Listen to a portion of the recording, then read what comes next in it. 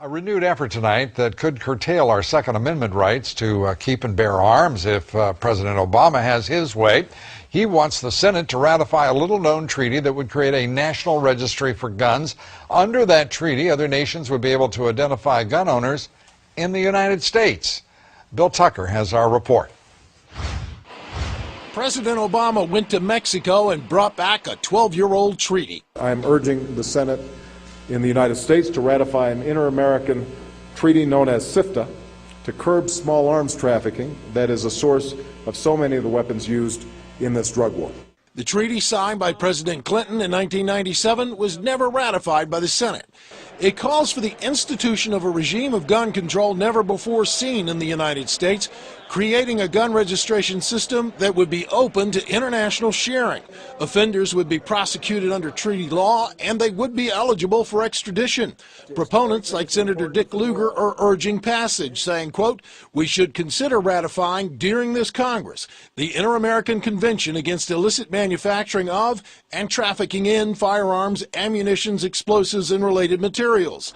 Gun rights activists are incensed. It reflects a deep distrust that the government of the United States has had toward the people, that somehow we need to be regulated because of other people's inability to have a peaceful and orderly society. Which cuts to the deep distrust that some gun owners have for government in general and specifically for this administration.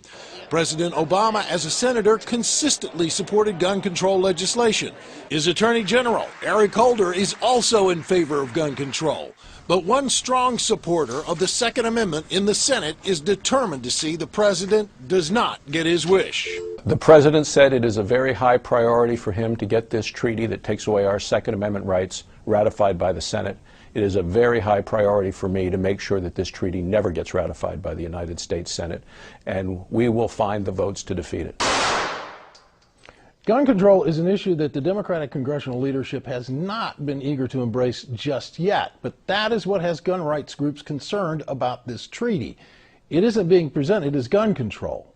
Instead, Lou, it's being presented as an international treaty that has been ratified by 29 other countries, so therefore it must be right that we ratify it as well. Well, I don't know who, what do you mean it must be right? Because 29 other countries don't have a Second Amendment or a Constitution? Correct, and that seems to be President Obama's logic. You know, this is an international we're fools if we don't pay attention to what is being done and before our very eyes, and that's what is taking place. And no one can blame President Obama. We have only ourselves to blame because he's made it very clear, as has his Attorney General, the chief law enforcement officer in the country. They just want to do a few things with gun laws, like take them away in large measure. Bill Tucker, thank you very much.